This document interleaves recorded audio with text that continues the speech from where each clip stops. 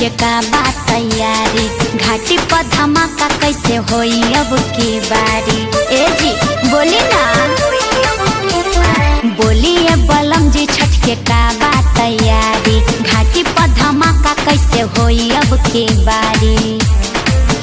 माथे दौड़ा लेके बोलिया सो के जाई है, अरे पूरा इंडस्ट्री आई हो। कैसे मथवा पर दौड़ा लेके पवन भैया जाई है। अच्छा कन्हिया पौखिया खेसारी जिले आई है।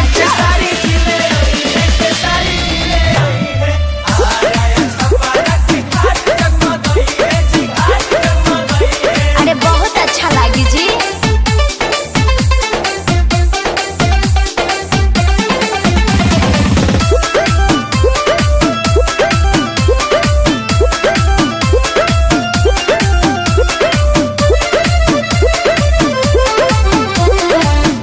केलाई के रवा के घावत केलाई नसपतिया, केले आई डीजे झालर के सजाई घटिया। रवि किशन जी के रवले आई है, निरहू जी घटिया सजाई है। आई बताइए छठी माई के या रघिया के दिवाई है।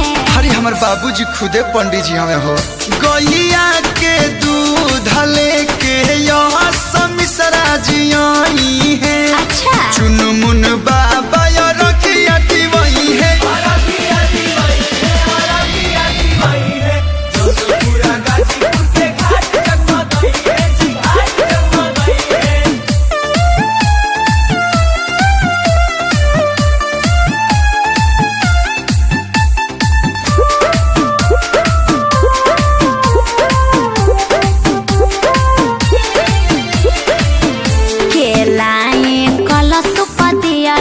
के कोसिया भरवाई हो, छठी माई के भाखल भारा बोली के उतरवाई हो। मनस्ती बाबी जी कल सुपले आई है, अखिलेश जी कोसी भरवाई है।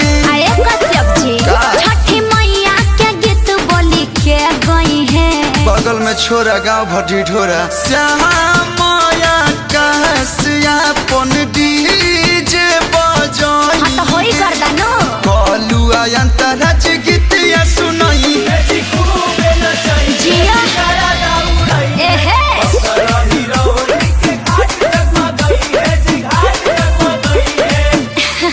तब तो बड़ा नीक लागी जी।